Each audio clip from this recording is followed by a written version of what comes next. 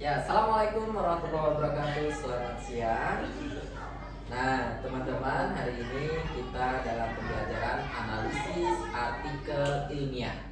Materi kali ini menganalisis sebuah artikel berdasarkan apa yang sudah ditemukan dan berdasarkan dari penelitian ataupun hal-hal menarik berkaitan dengan fenomena kesehatan maupun pendidikan.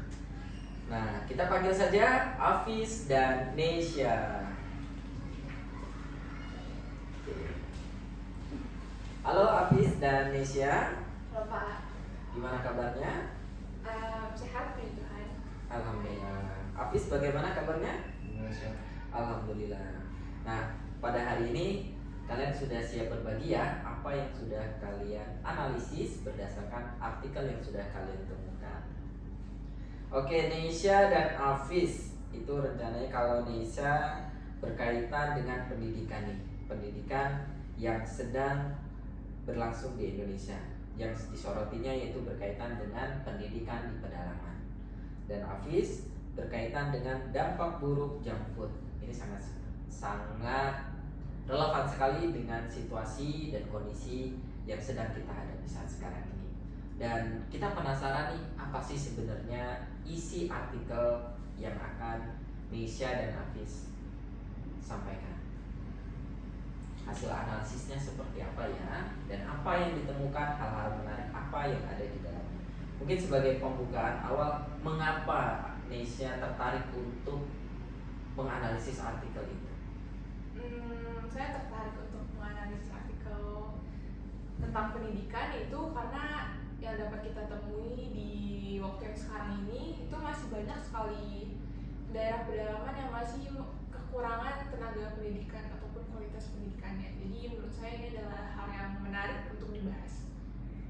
Oke, baik. Afis, kira-kira kenapa nih mengulas berkaitan dengan dampak buruk dari junk food itu? Karena saya secara pribadi udah banyak ada kebiasaan makan banyak junk food. Mungkin bukan setiap hari tapi cukup sering sehingga saya dapat merasa dampaknya. Jadi saya sangat khawatir tentang kesehatan dan juga saya itu ingin mengetahui apa yang zat apa secara khusus yang menyebabkan dampak negatif dalam junk food. Nah, jadi karena itulah saya akan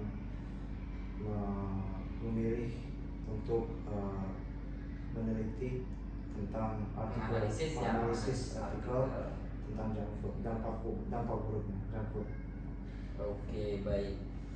Nah, silakan Nisa, apa nih hasil dari analisisnya, boleh disampaikan ke teman-teman semua. Apa saja yang dianalisis, kemudian kesimpulannya apa sih sebenarnya?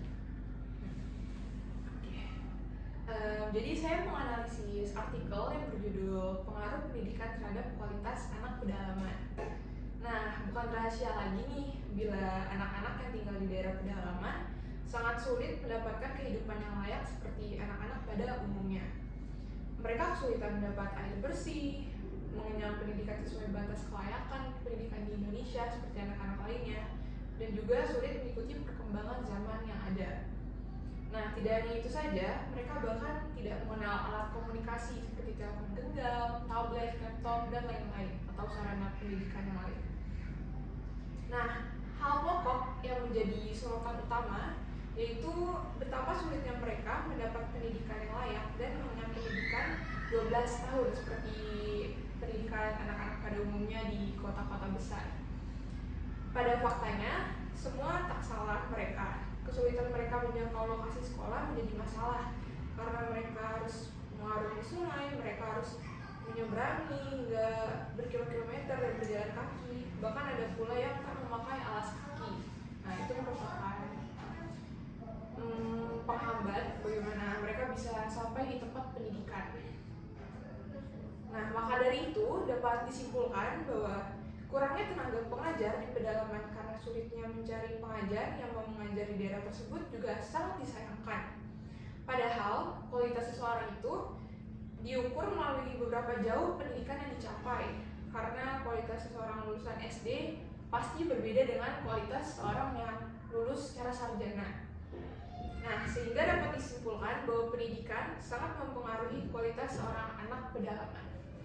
Oke, wah ini sangat menarik sekali ya, berkaitan dengan fasilitas, kemudian berkaitan dengan infrastruktur, bahkan dari motivasi serta daya dukung itu tadi sendiri ya. Nah, kalau yang dilihat seperti itu, kan Indonesia ini sudah 60, sudah ke berapa nih kemerdekaan Indonesia? Sudah ke 78 tahun. Kalau secara usia manusia itu sudah berlimpahnya itu sudah melampaui ya. Kira-kira apa sih yang menjadi kendala masih adanya wilayah-wilayah yang jauh dari jangkauan kita? Menurut saya mungkin dari faktor pemerintahan juga, mungkin pemerintah lebih terfokus ke daerah besar seperti perkotaan, atau mungkin pemerintah menganggap bahwa anak-anak di perkotaan itu lebih cenderung berhak untuk mendapatkan pendidikan yang lebih daripada anak-anak di pedalaman. Mungkin juga karena faktor pengajar yang di pedalaman tuh seperti kita tahu pasti kekurangan guru ya Kak. Jadi kayak nggak semua wilayah-wilayah pedalaman itu memiliki tenaga pendidikan yang memadai. Oke. Kemudian daerah mana saja sih kira-kira yang masih ada pedalaman-pedalaman? Mungkin Nisa pernah membaca atau melihat? Kalau yang pernah saya lihat itu kayak di daerah mana ya?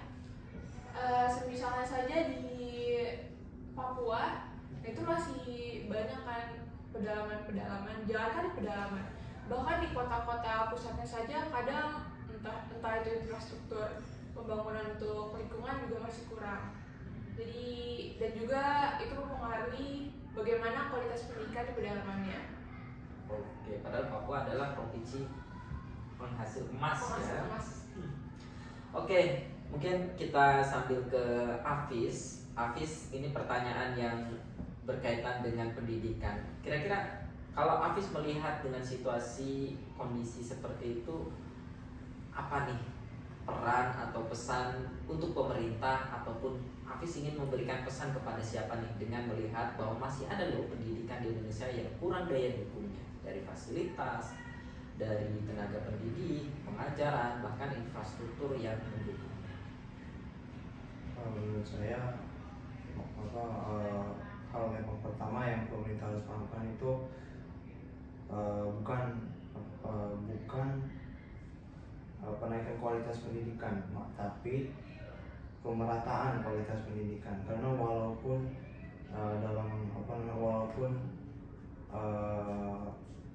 ada beberapa daerah di Indonesia yang tingkat pendidikan tinggi, ada juga yang masih sangat rendah, sehingga mayoritas populasi di tempat di daerah dengan tingkat pendidikan yang rendah itu tidak bisa mendapat pekerjaan yang layak.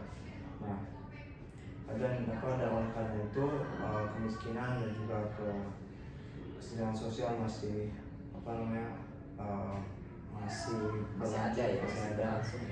berlangsung. Nah, dan oleh karena itulah kalau menurut saya fokus pada pemerataannya dulu. Karena itu yang paling penting menurut saya, karena itulah langkah pertama terhadap Indonesia yang lebih sejahtera, yang lebih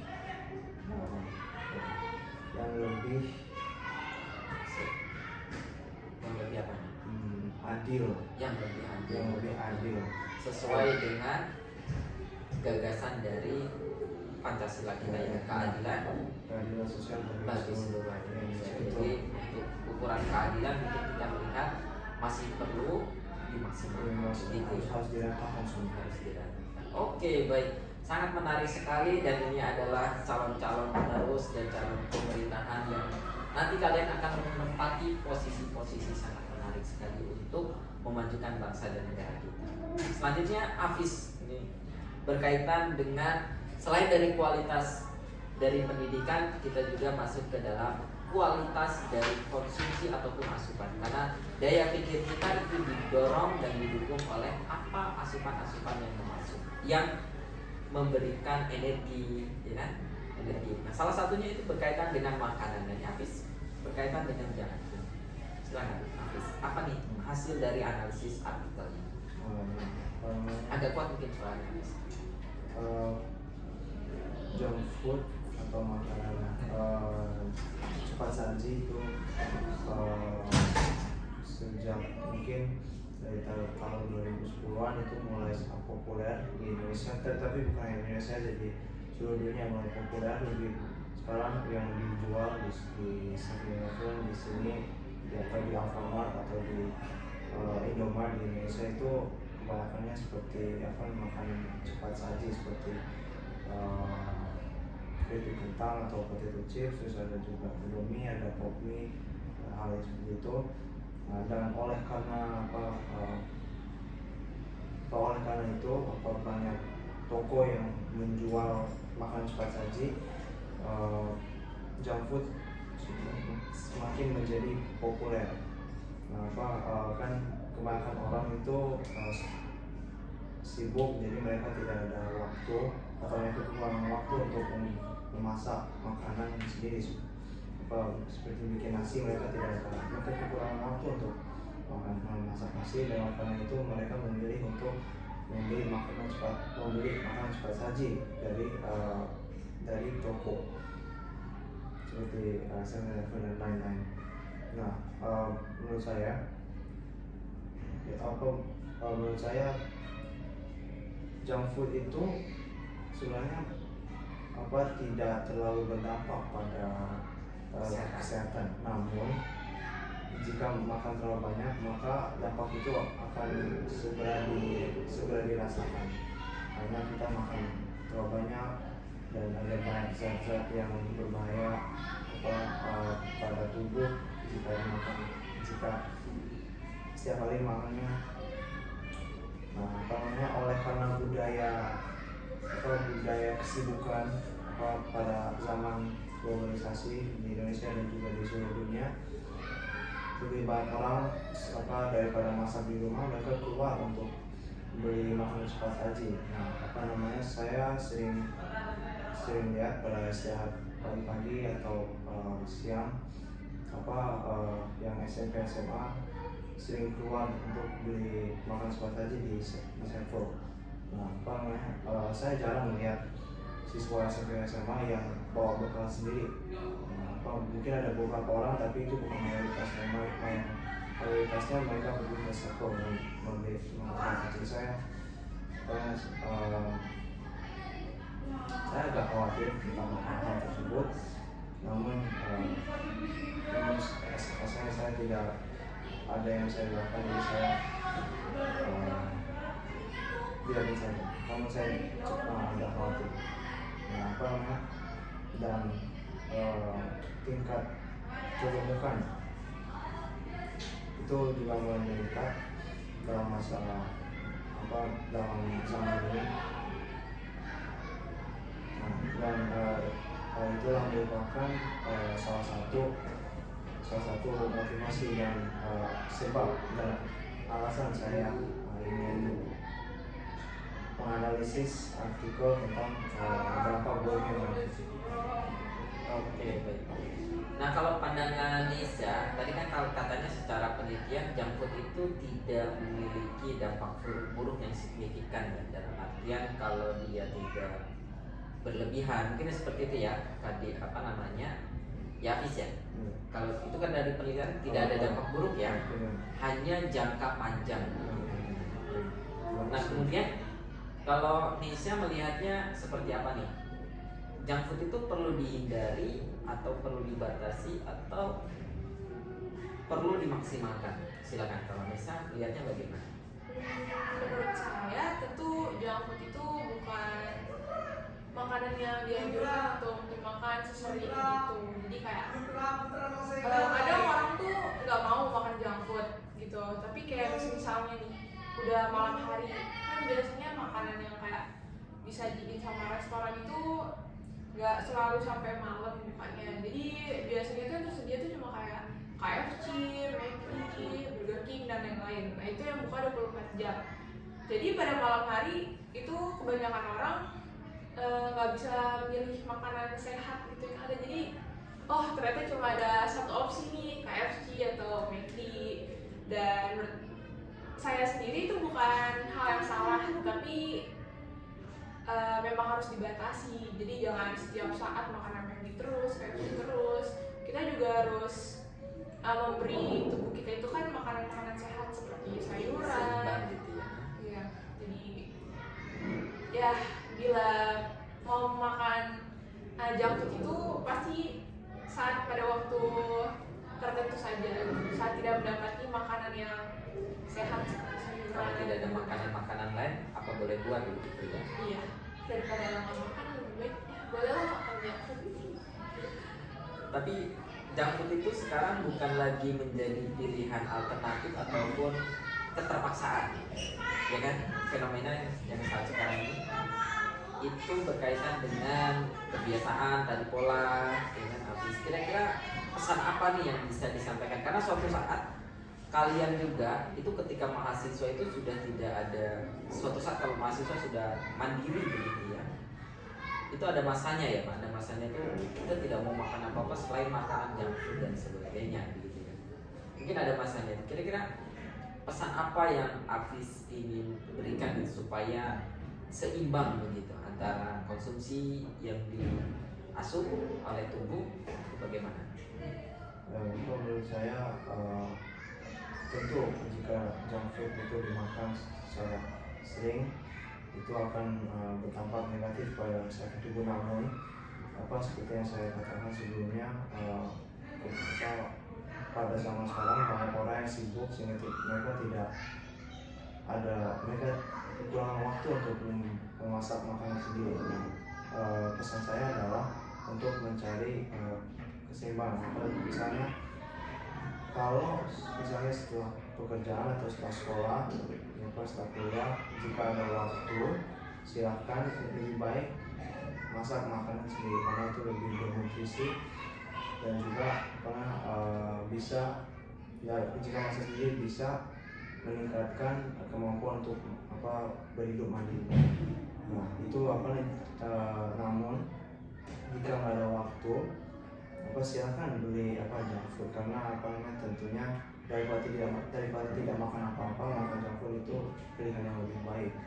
Nah namun jika sering kekurangan waktu, maka jika sebelum masa sibuk, saya pada pagi-pagi bisa masak makan siang sendiri, tapi porsinya nggak usah terlalu besar, cukup aja untuk memenuhi rasa kelaparan, Supaya ada energi untuk beraktivitas. ya, supaya ada energi untuk melakukan aktivitas sehari-hari. Nah jadi pokoknya cari keseimbangan. Kalau ada waktu bisa lebih baik masak sendiri, kalau nggak ada waktu silakan beli junk food. Oke, baik, sangat menarik sekali. Terima kasih Nisa, Hafiz, karena ini berkaitan dengan pendidikan. Kalau pendidikan di luar kota-kota atau di pedalaman itu sangat miris sekali terkait dengan daya dukung. Bahkan junk food pun mungkin sangat minim ya. Di sana hanya ada makanan-makanan alam. Mungkin kalian pernah merasakan makanan-makanan alam seperti makan singkong dari pokoknya begitu. Pernah? Hafiz? Belum ya mungkin karena kehidupan Hafiz di kota semua yang dihadapi adalah gedung-gedung tinggi semua. Nah itu adalah pengalaman Bapak dulu ya, makan singkong langsung dari gali, makan singkong mentah itu yang manisnya tuh manis alami begitu ya. Nah kalau di perkotaan itu ada masalahnya adalah berkaitan dengan gaya hidup dan pola. Ya, kalau di pedesaan ataupun di pedalaman itu berkaitan dengan daya dukung dan infrastruktur. Jadi dua hal yang bertentangan. Nah ini adalah berkaitan dengan keseimbangan. Ya, oke. Terima kasih. Nah nanti kita akan ulas lagi berkaitan dengan analisis lanjutan. Ya, terima kasih Hafiz dan Nisa atas pesan-pesan dan informasinya yang sangat menarik untuk kita semua. Diskusi kali ini kita cukupkan. Akhiri, assalamualaikum, terima kasih, sampai bertemu lagi. Terima kasih Bapak. Oke, terima kasih. Aduh, lupa di